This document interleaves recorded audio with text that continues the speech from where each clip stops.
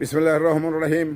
আমরা অনেকেই যারা রাজনীতি করি, অনেক নেতৃত্বই রয়েছেন, তারা কিন্তু আসলে শিষ্টাচার বহির্ভূত কথা বলার চেষ্টা করি।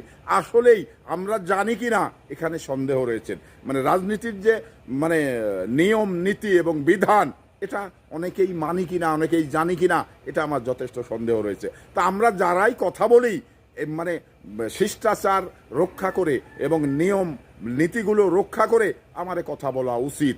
আমরা কথা বলার অধিকার সব নেতার ক্ষেত্রেই রয়েছেন, সবার ক্ষেত্রেই রয়েছেন, কারণ বাংলাদেশ গণতান্ত্রিক একটি দেশ। এই বাংলাদেশে কোনো রাজনৈতিক নেতার বিরুদ্ধে কথা বলতে হলে আপনি শিষ্টাচার মেনে যখন কথা বলবেন, তখন কিন্তু আপনার কিছু হবে না।